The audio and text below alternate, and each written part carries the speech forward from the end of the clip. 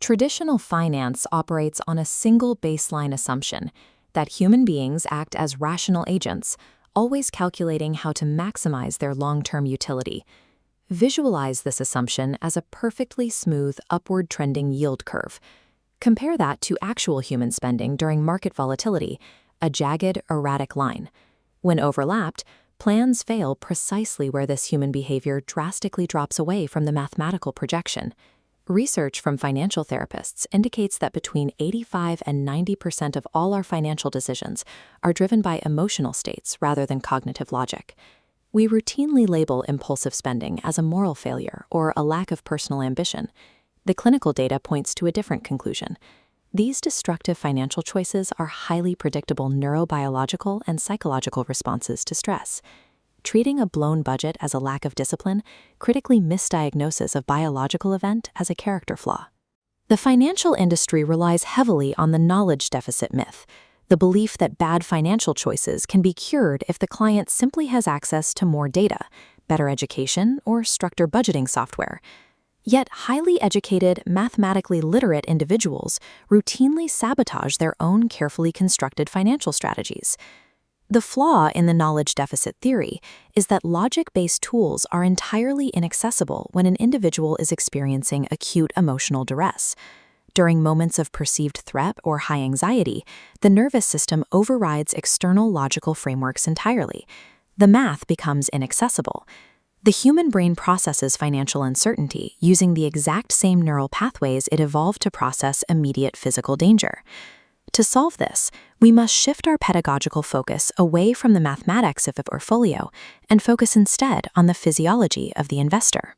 Until the nervous system is regulated, advanced financial literacy remains completely useless.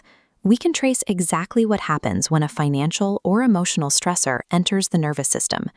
Looking at this 3D brain model, we focus on two structures processing the threat, the amygdala and the prefrontal cortex. The brain detects the stressor, immediately flooding the body with cortisol. The immediate casualty is the prefrontal cortex, which actively disconnects as cortisol overtakes it. This specific region is responsible for self-control, mathematical logic, and long-term planning.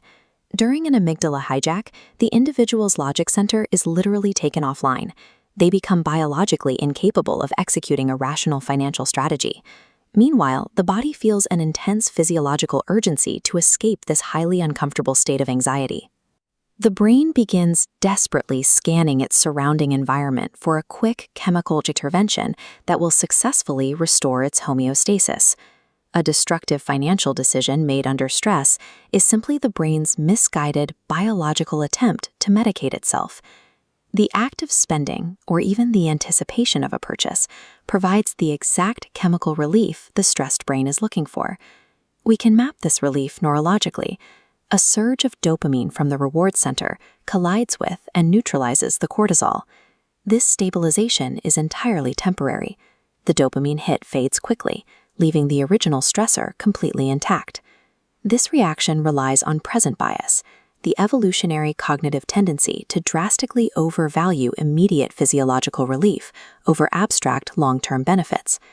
Present bias explains exactly why an individual will willfully abandon long-term financial goals, like retirement savings, in favor of instant gratification. These immediate rewards hardwire our future behavior through operant conditioning, a scientific concept famously mapped by psychologist B.F. Skinner and his conditioning chambers. Applied to personal finance, the immediate relief of a purchase physically reinforces the habit of emotional spending. This creates a destructive feedback loop. The individual attempts to cure their financial anxiety by taking actions that actively create more financial debt. Human neurobiology evolved to prioritize immediate emotional regulation over long-term financial utility. Biology drives the urge for relief, but psychology dictates the exact method used to achieve it. Financial psychologists like Dr. Brad Klontz refer to these methods as money scripts, subconscious beliefs formed in early childhood that act as the software running on the brain's hardware.